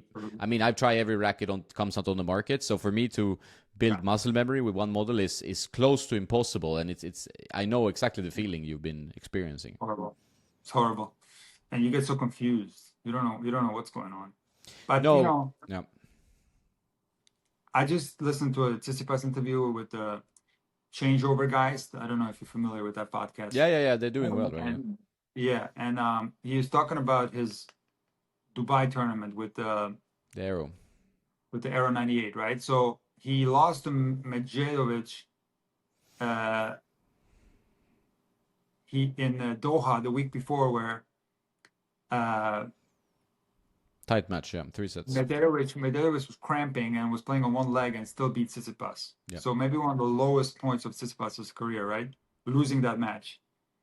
Then in the next tournament, he plays with the 98 Aero and he wins Dubai, which is a 500, right? yep. Big win. In the semifinal, he had like a backhand shot quality with through the roof. Like it was incredible. Like backhand shot quality was insane. Mm-hmm. Tsitsipas said in this interview that he had some trouble playing with the old, was it blade, right? 98, yeah, K Blade, yeah. Yeah. He had trouble because the balls are slower and he felt like he had to muscle every ball and he had to really put a lot of force into the shots because the conditions were so slow. And he started feeling pain in his shoulder and his arm, and it was taking a toll on his body. And he said that when he played with the Aero 98, all those issues went away. So, this kind of goes back to something that people were criticizing me for. Like there's some videos where I said stiff rackets are better for the arm, but that's not actually what I said. It's not just stiff rackets because you could play with the racket that's discontinued now, but with the old Babolat Pure Drive Tour, that's like super heavy and stiff, the old Roddick racket, I think they discontinued it. You know what I'm talking about? Yeah. I know them. The Tor So, one. so that racket, not necessarily good for the arm. It's going to destroy your arm, especially if you string it tight. But what I'm talking about is responsiveness, is that the racket's going to help you with power where you don't have to force your shot so much. The racket's going to do some of the work for you. I believe that's going to be easier on your arm. So part of what makes a racket responsive is stiffness. Okay, so that's definitely true. And it just goes to show you that Tsitsipas was able to solve a lot of problems by going with the Aero 98, which is a stiffer racket and a more powerful racket. So it took away some of the pain in his arm, and it also improved his weakness, which is the backhand. Yeah. Um, Interestingly, once he played Monte Carlo, he switched back to the blade because somebody told him that the blade is a better racket for the clay court. So he went back to the blade. And the results haven't been that great. So, it just goes to show you how confusing it is. With somebody like Stefano Tsitsipas, like, he was a set away from winning Roland Garros. He's has these battles, you know, when it comes to rackets. He's battling these thoughts about rackets and what to do. And let's see what he does during grass, whether he's going to go back to the 98. What do you know anything or? Yeah, so I've been in touch with Stefanos since 2023 about rackets, and Yeah, it's been an ongoing process, like yeah, testing different things within Wilson, maybe yeah, now with the Aero. And we talked after every match, or like chatted after every match during Dubai as yeah. well. Uh-huh. And I thought like the way he played the backhand, like what he told me is like that he felt like playing a new sport, which can be good and it can be bad, right? So, and I think the backhand was Yeah, amazing. I think his forehand had more potency, he had more power. yeah, Obviously, one thing that happens to everyone with a new racket is there's a honeymoon period where you feel like you have a new toy. It's like a new car or something new in your life, a new golf club, and it uh-huh. makes you inspired to play more, use your feet more, play better. Like you're like with a smile on your face because it's like it makes it That's true. more fun to play. And when that honeymoon period stops, or at some point it's going to end, like, and you might have a bad result. Like it might not be due to the racket, it might be due to something else, but a bad result will come at some point. Then everyone How starts doubting the racket, like, oh, I shouldn't have switched because then I would never have any bad results. how And long does the honeymoon phase last, in it your can opinion? last from 1 month to whatever, like to 1 week, But it's I don't see it usually longer than like a month. That's I think is from what I heard. I talk to people all the time with racket switches and on Pro Tour Yeah, and outside Pro interesting. Tour. Yeah, I think it varies from player to player, obviously, but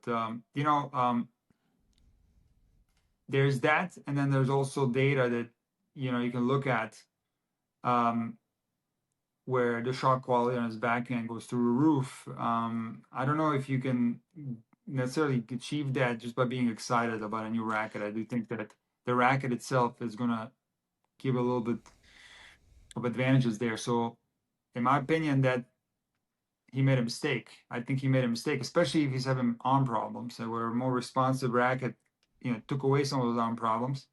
Why would you ever go back to the blade if you're complaining about the conditions being so slow and the blade forces you to do so much work to get power? It makes no sense to me. I hope that he, especially now that he's working with Goran, that he tries to give the Aero another chance during the grass court season. That'd be interesting to see if he does that and how he performs. Yeah, I'm 100% behind you on that. Like we haven't talked for a bit, but it's like I really believe it was a bad decision personally to go back. Like I felt like it wasn't the right move. This stuff can get into your head. Like I won Monte Carlo last year with the blade, and this year I didn't win it. Like you can put this, but that makes no But, real sense. but It's a that's different. why that's why I brought him up. Hmm, I know. Because again, he's like, this is a guy that's like elite, and he's battling these racket demons in his head, right? Yeah. So yeah, it's tough. Like I said in the very beginning of this talk, like it's best to not change rackets ever. And if you want to change something, like change the tension or change the strings, but the racket, like it's dangerous. It's very dangerous. You can fall into a big trap. Yeah, I think like there are you have to be very smart about it. Like so that this is my take on changing rackets. It's like Federer, he had a problem with the 90 square inch pro staff that he used for so long. Rafa was demolishing him Yeah, with the one-handed backhand. He sought to yeah, fix that problem, so he went on to like a challenging year, 2013 to 14, when they developed the new. I mean, he tried other rackets during this process. Of course, he tried quite a few different rackets from Wilson, and in yeah, the end, they developed the RF97. And it took yeah, him a while, but then he won 3 more slams with this racket. Like, and it was the right change because suddenly he had more power, he could attack the ball better, he had a little bit more yeah, forgiveness. I think in Stefanos' case, he has had elbow surgery, he had some issues with the shoulder. The K blade is a demanding racket to use. You really need to put everything behind the ball all the time, 18-20 pattern. And he plays with good spin, so he's a spin-oriented player. Like, and the one-handed backhand is a liability for him, right? So, and it hit it better with the Aero. So for me, this was like a great move in the right direction, and then the train stops there. Like you don't, the train is now there. He wins a tournament. For me, that's when you stay. Now you stay with that season yeah, out for sure. Like I mean, there should be something serious for him to go back. Not just like 2 bad results, because that can happen. Like, but like work with the racket, get a new coach or whatever. He was in the process with Goran, of course, and then work with the racket. Build your results. Like I mean, yeah, the Aero 98 is not a magical racket, but it, like you said, it is stiffer. you get a lot more spin compared to the blade, and it's easier to play. So you can defend better in the corners. You can get a little bit more free power in the corners. That's what Alcaraz gets. I mean, Alcaraz, he hits miss-hit winners, you know, like he hits a miss-hit that becomes a winner. That's with the Blade 98. You're not going to do that. Like that, it's not happening. It's a very precise, demanding frame. So, but look at Bublik. Yeah, same thing. He switched to the Aero, and his game like went way up. And I was hearing like during the coverage how that's a power racket and how it's not a feel racket. I disagree. I think the Aero is a great racket for feel. Yeah. I mean, if you just look at Rafa and how much feel he had, look at Alcaraz, how much feel he has. Look at Bublik, how much feel he has. Do you think you can only make feel with like a so-called feel racket that's very flexible? No, you can make feel with a power racket as well. Of course, there's nothing saying that like because it's a low-powered racket, it has better feel. I play with the Aero still, like you know myself, so I'm a little, maybe sometimes biased, but I cannot hit better drop shots with any other racket, even the Prestige, right? So there you go. There you go. I think that is a little bit. However, it has liveliness. It's very explosive, so it's easy. And I think this is what happened to Steph. Is like you start spraying some balls. This is gonna happen with this racket. Carlito sprays balls. Everybody plays with Aero sprays balls.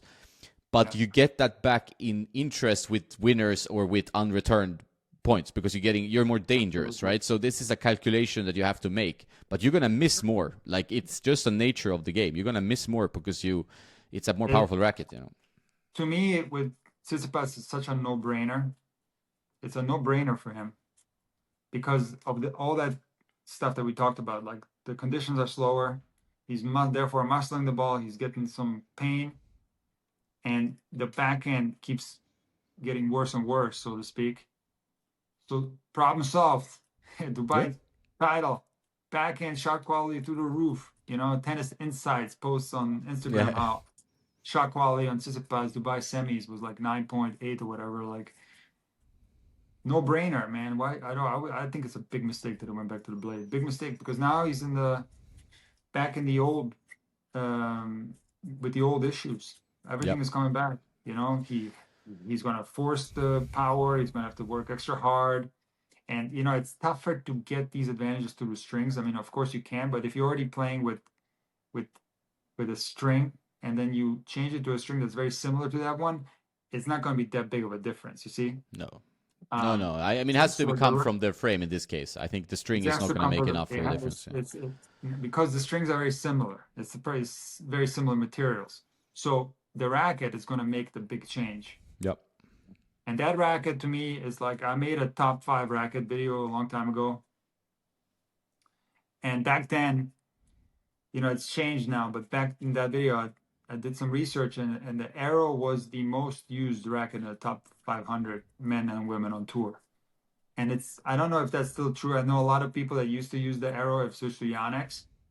And Yonex now is like on the up and up, but I rated that racket as, if I remember correctly, it was the second best racket in the history of tennis, the Aero. And of course, there's different versions and all that, but it's one of the all-time great rackets, you know? Yeah, as a family of rackets, it's one of the all-time greats. And Rafa helped it, of course, and now Carlos is helping it. But you have Carlos, you have Rune, you have Fils, you have Stefanos for a while. Now you have Bublik maybe switching. It's also many other players like below that. I got a question for you, Jonas. Is there anyone that plays with 100? I mean, I know Rafa played with 100, right? Yeah, they're like Mikkelsen plays with 100, for example. Okay. There are a few. Did Query play with 100? Query? Yeah, I think so. I'm not. But a lot of the younger, isn't that interesting that the younger guys like Rune, Alcaraz, Bublik, Fils, they all play with 98, no? But it's funny with the 98 because it has so much power, but the 1620 helps a little bit with the control compared to the 100. Yeah, so it goes faster through the air and stuff. So if you're a fast swinger, like you can really generate. No. It's a great racket. I tried it. It's fantastic. The 98 is fantastic. And so is actually the Pure Drive 98. Yeah, I like that too. Yeah. That one's amazing too. They're very good. Very good. It's tough to make a choice between those actually because it's two great rackets, you know. Yeah, like a lot of people that find the Pure Drive a little too wild, like the 98 Pure Drive, like that one is just right. I don't know if you know Emma Burgage from my channel. Yep. She had switched to the Technofiber. First play with the TFX1. TFX1, and then she switched to the T Fight, and then she went back to the old trusted pure drive that she used her whole life pretty much. But the 100, right? But Mm. she tried the 100, and she thought that she was spraying a little bit with it, and so she went to the 98. So she plays with the pure drive 98 now. The new one or the older one? The new one. Yeah, it's great. The 2024. It's a bit better for the arm, that one, there as well. They have flax fibers in it. Oh yeah. Yeah. The 2021 is not the most arm friendly. Like I have tried it with futures guys, and they feel a difference, right? Like that the arm is a little bit on the 2021 one, but on the 2025, then the one that came early this year, that they don't have no issues with. And I know 21. Yeah. Go ahead. And like I have, I think, 2 friends that are like playing futures or have played futures that have switched from Aero 98 to Pure Drive 98 just because a little bit more confidence on when they flatten out the ball. Like the pure Aero 98, you need to rip always. Like the Aero 98 is a rip racket. Like it has a high launch angle. You need to go for your shots. The Drive 98 allows a little bit more room for maneuvering or you don't have to rip as much, so you can be a little bit more. Well, yeah, it's that in the throat design, right? Yeah. Like, so if you have more of the flatter stroke, that throat design is not really there to help you. That throat design where it's like super edgy and arrow is in the name, right? If you go vertical on the ball, then the arrow is going to help you. Yeah. So for me, I wanted to play with the arrows so bad. I've had all of them. And back then they used to have, that's why I brought it up before. Like back then they used to have, they don't have it anymore, but they used to have the Aero Tour and the Pure Drive Tour. They got rid of them, right? Since 2015, I think, yeah. Since 2015. So I tried all of them. And even though there used to be a Pure Aero Plus, I don't know if they still have that. So I've had like... Yeah, they still have in the new one, yeah. Oh, okay. So I had all of them. My daughter, when she used to play tennis, she used the Aero. And even in some of my videos, early in intuitive tennis days, like 2018, 2019, I used the Aero. And it was like my dream racket to play with. I love it. But, going back to like how that racket can help you, because my strokes, especially my forehand, tend to be a little bit more flat, what ends up happening is that I actually spray more balls with the Aero compared to the Pure Drive. So I get more control with the Pure Drive compared to the Aero because I don't play with that much spin. And the Pure Drive is definitely for consistency better. And that's because of the throat design. And if I had more spin, then the Aero would help me, but I simply don't, So for that reason, even though I wanted to really badly, I just couldn't play with the Aero, unfortunately. It's a tricky one. It's a tricky one. Yeah, you have to have a certain stroke to work with arrows. It's just, you exactly like you point out. Yeah. I mean, nowadays like pretty much everyone plays with topspin. My strokes are like, especially my forehand, is like a little bit more from like the 90s era. You don't really see a forehand like mine that much nowadays. Like, so I'm tad unique in that regard, but it's not to say that you can't play like a topspin game with the Pure Drive. No. It's not like a racket that's just designed for flat. You can have a tremendous amount of spin with the Pure Drive, right? So that's... Pericard plays Pure Drive. He plays with a massive spin, right? Just think of Racket, Moya. Are you kidding me? Like, they have heavy forehands. Or even Nadal's doubles partner. What's his name? Mark Lopez, or no?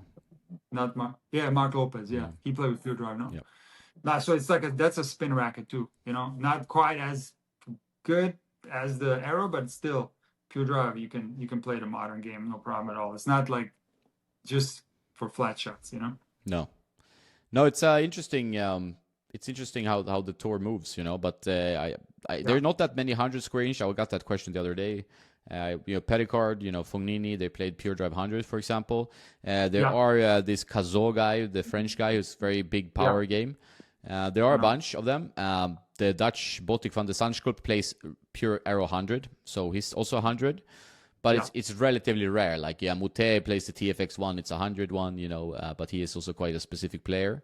But overall, it's 98 on the ATP. While on the WTA, you see 100 as the main head size, for most players. Well, Jonas, this is going back to our private conversation, which our private conversations are so good. We should record them and post them. Yeah, it was. This is what this But is anyway, pretty much.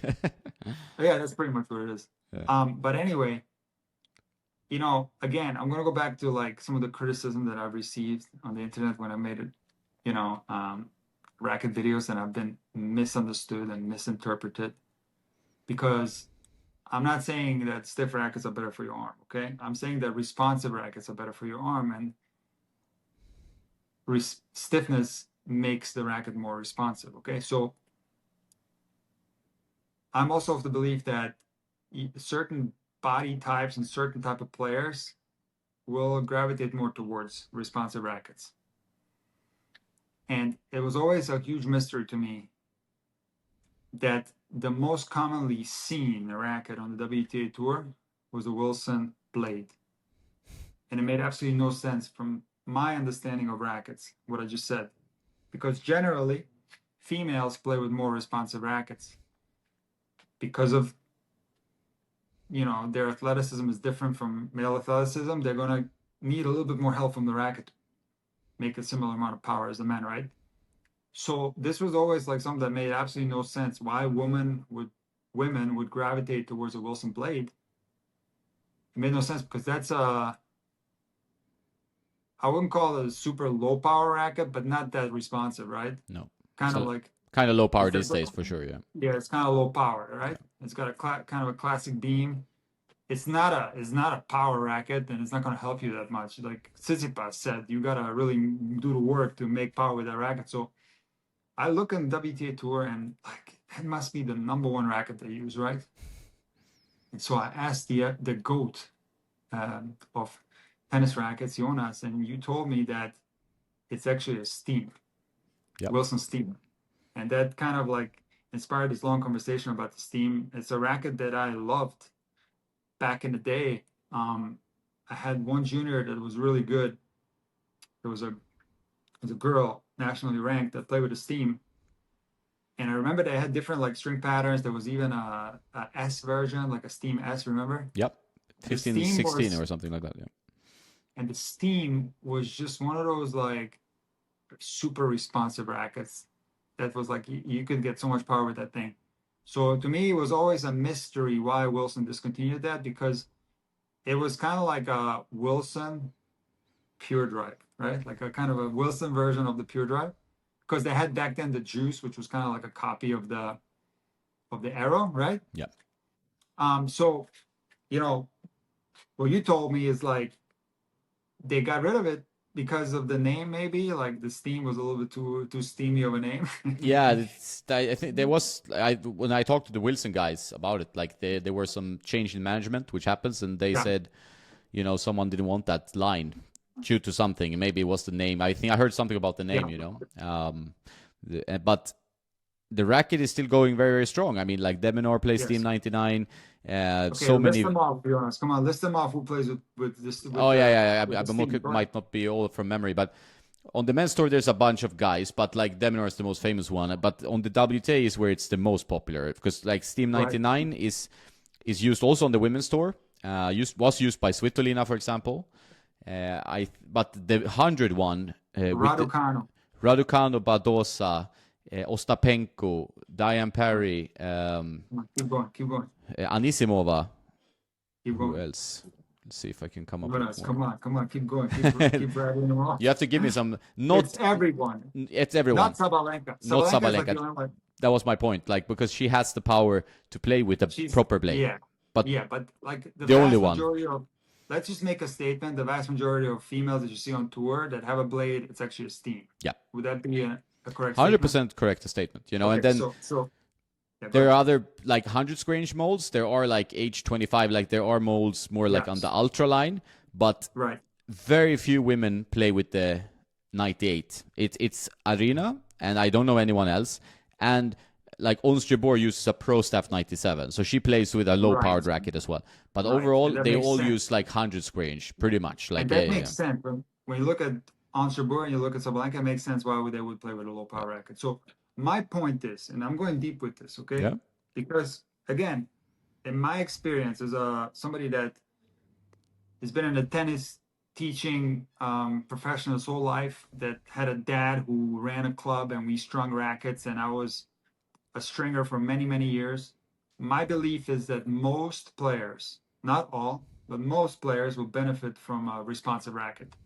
So it makes no sense to me that you endorse the blade so much on the women's tour and make such a confusing thing for the audience who is going to go on Tennis Warehouse or whatever, or Wilson.com, and is gonna buy the blade because Svitolina plays with it. Like, so it's a confusing thing. It makes no sense that you promote a racket that's not going to be that great of a racket for the vast majority of players. Now, for anyone listening that uses the blade, that might be the perfect racket for you. I'm not generalizing. There are going to be players who are going to benefit from playing with a lower powered racket, no doubt about it. But just from my experience, most players are going to benefit when the racket does a little bit of the work for you. So this is one of the most confusing things that I've ever seen. The fact that even though they're playing with the Steam, which is like a pure drive racket, super high power, stiff racket, responsive, it's painted like a blade. But then when you look, zoom in, you see that on the throat, the gap, it doesn't really look like a blade. So I've known this for a long time. With Halep used the Steam, right? Yep. Or no? 99. Yeah, Steam 99. So that's my point. It makes no And sense. Andreeva, sorry, the 100 as well. I forgot. Andreeva used the Steam too, right? Yeah. All right. So this makes no sense to me. Why do you confuse us, the normal people that are buying rackets, and possibly not only like confusing us, but maybe we're going to buy the wrong racket, one that's not going to benefit us so much. That's the one thing that's very confusing to me. It makes no sense. Like, first of all, why get rid of such a great racket, one of the all-time great rackets from Wilson, the Steam? Maybe rename it or whatever. But also to push the blade so much. But for me, I never understood it because I'm a type of guy that likes a responsive racket, and I could never play with the blade, like never. That was never something I could do. So again, like, confusing thing, Jonas. I don't want to put you into any type of danger. I don't know if you're affiliated with like any of these companies, but I just wanted to say this because it's just so confusing. It makes no sense to me. No, I'm not affiliated, and I also, well, Oh, okay. I talked to Wilson in French Open, and we discussed this with one of the guys there a little bit, the issues they have, like, and with this situation, like, because on the men's tour there are many blades, and they are not lying, like there are blades, right? Of And course, blades on the men's tour. that makes a lot of sense. There are a bunch of blade pros on the ATP tour, but on the women's tour, they need to bring back either the Steam under a different name, which they will do later this year, but that's another one thing. Oh yeah, yeah, but only the 99. But more about that to come. So it will be big. We'll be back in business. That's huge. Okay, Yeah. great. All right, So, I take everything back. No. So in my opinion, that's great. We did make a video calling that we want the Steam back about 2 years ago, but that was another story.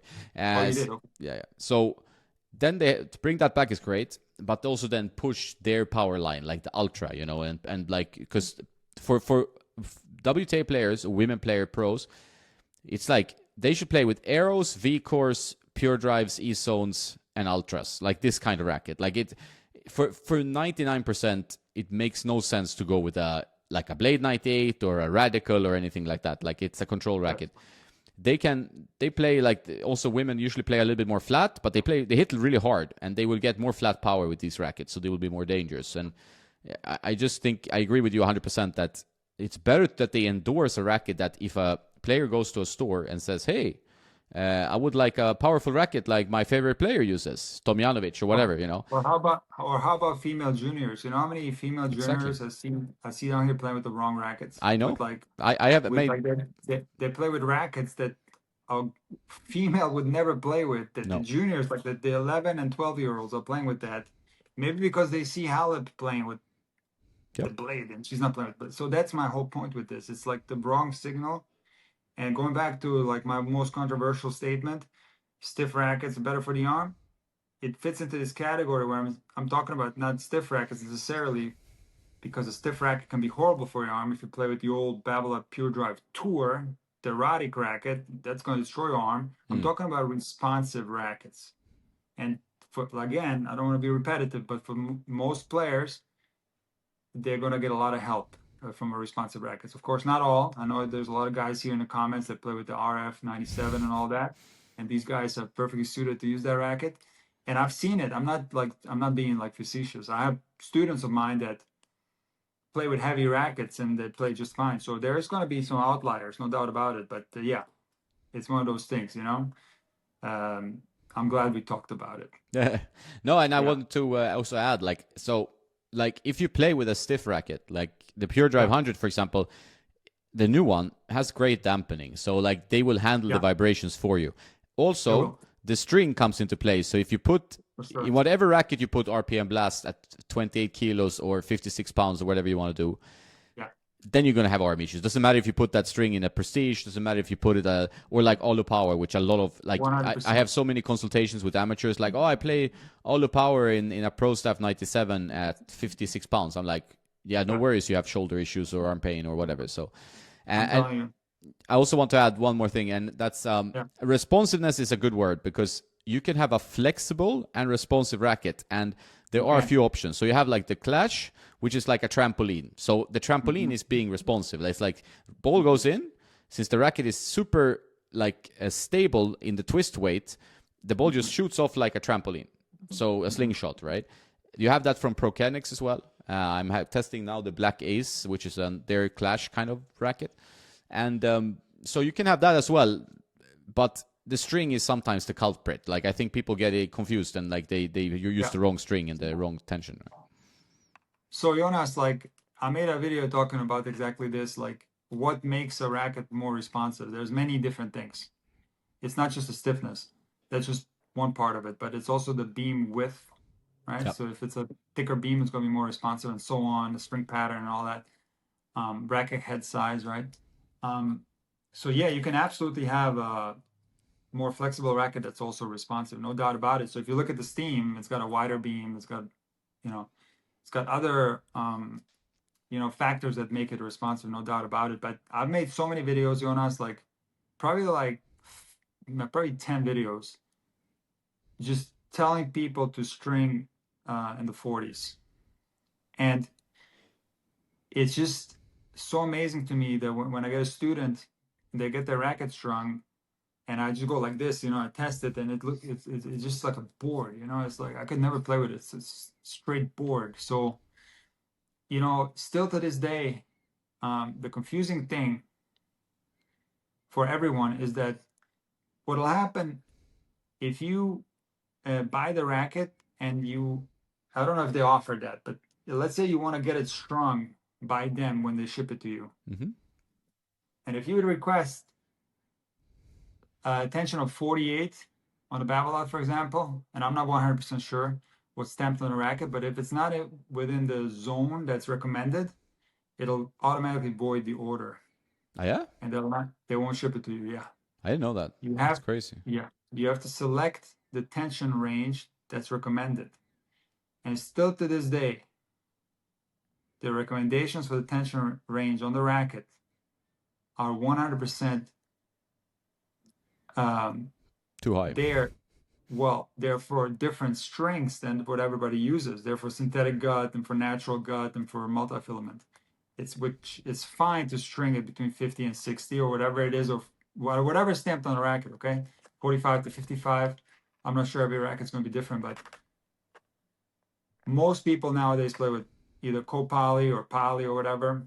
And the kiss of death and the absolute number one problem for your arm is going to the pro shop and getting a poly string on there and stringing it at 55 just because Sinner strings at 55 or whatever. I don't even know what Singer strings at, but yeah, much higher actually.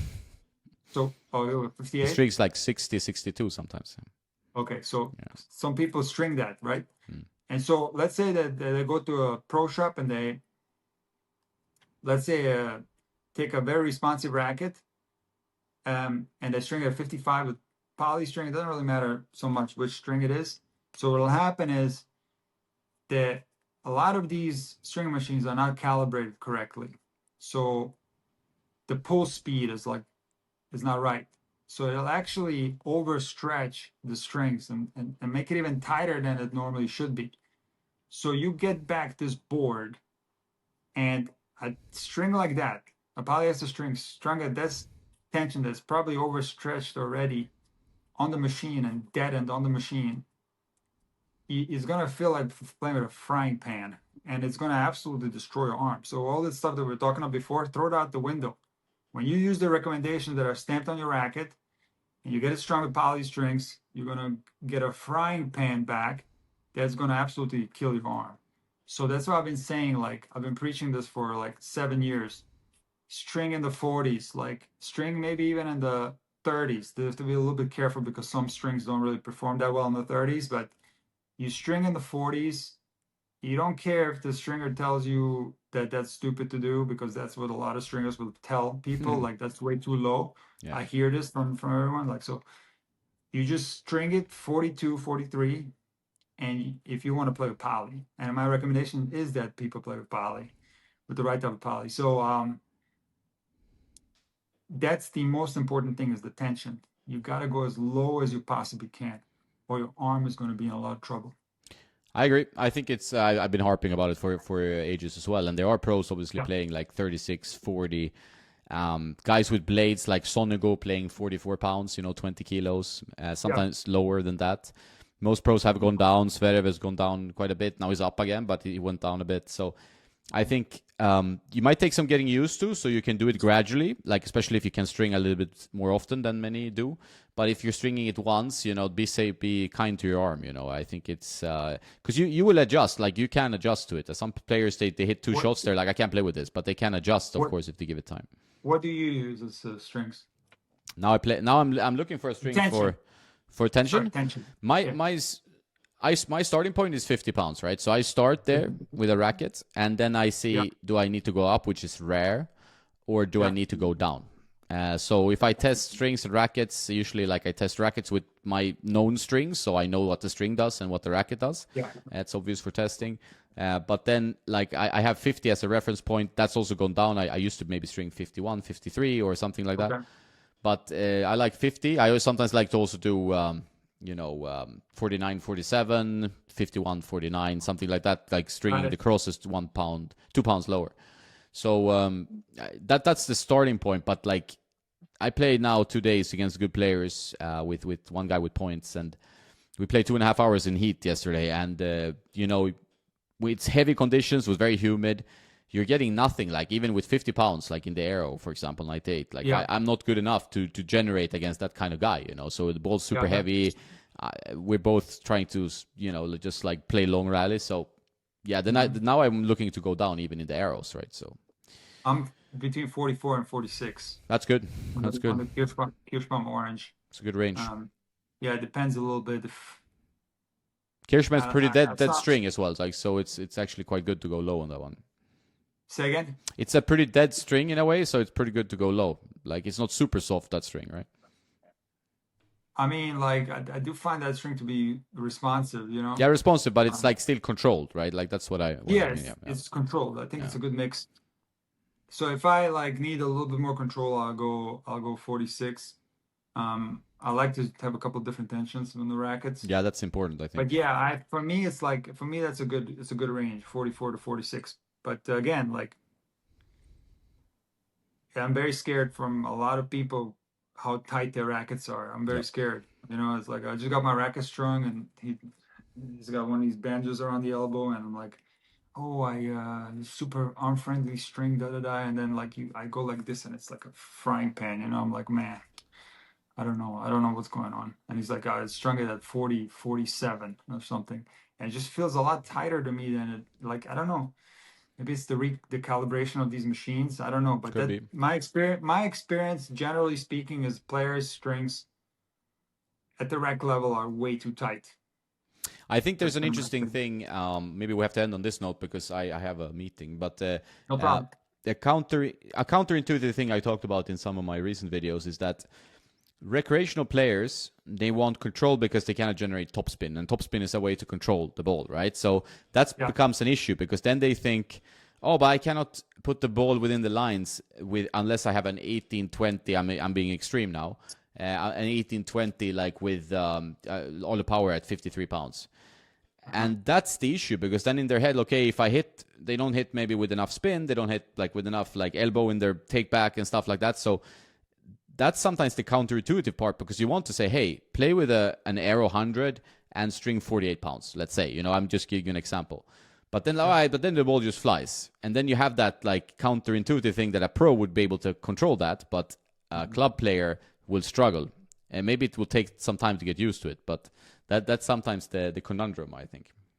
So my experience has been that when players at the rec level have technical issues, so let's say there are technical issues on whichever stroke, if they get a racket that's like low powered, they're going to have to swing that racket faster to make power. When you string a racket faster, not only is it harder to learn a new technique, but also more mistakes will show up when you swing faster. So when you have a racket that's more high powered, you don't have to swing like a lunatic. And it's not only going to be easier to correct technical deficiencies, but it's also going to provide more consistency to the swing itself. This is like a general statement because of course, many different levels of players and all that, but that's been my experience throughout all these years, that when, somebody plays with a racket that's like, that gives them nothing, their technique gets even worse, and it's even more difficult to make corrections. I think that's a great point. I think when you have to swing like a wild man or wild woman, like you really need to like almost muscle the ball, and because your technique is not great, maybe you're using the body, maybe you're over rotating. Like a lot of issues stem from that instead of like using the kinetic chain. Because I think like what I see a lot as well, and like it's that people they swing faster than they have to. Like it's an over thing, Also juniors, like I play some ITF juniors who compete on the ITF juniors circuit, and they should spank me, quite easily. But they watch highlights tennis and they want to swing for the fences, and there's a lot of things that go wrong. Then like balls sail out and they make stupid mistakes. Where like if you can contain your power and use that to build instead, it's a better way to improve, right?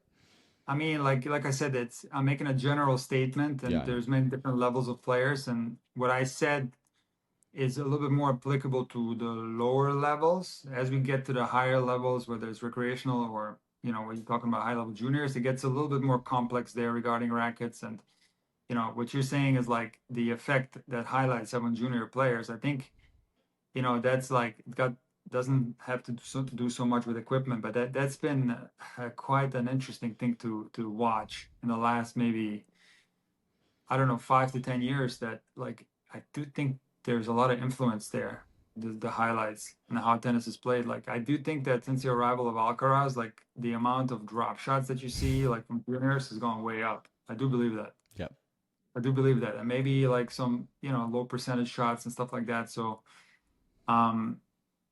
unfortunately, those people that are influenced by that, you'll never see them like playing the junior Roland Garros final, because I don't think that's a way to develop your game properly. So I don't really see it at the elite junior level, that type of thing, but like just the regular juniors that you see around at clubs, you see some knucklehead moves. Like you see some really like what are you doing out there? Like you're not Alcaraz, just play normal high percentage tennis. So I do think that there's a big influence from social media on the youngsters, no doubt about it. I find that I've faced that quite a lot. It's not related to rackets. I agree with you in that case, but it's related to what you watch. And I when I play like ITF seniors, I can sometimes, this is also like not maybe related to highlights, but it's like you're a Federer fanboy. You're a Rafa fanboy, like guys who run around on the back and they scream "Vamos" after it. I mean, I'm in Spain, so obviously that's a Rafa fanboy. But then I play some German guys. They come with the RF97, which is too heavy, and they want to smoke every ball. And then you tend to like, okay, I'm gonna push it back and let them hit out.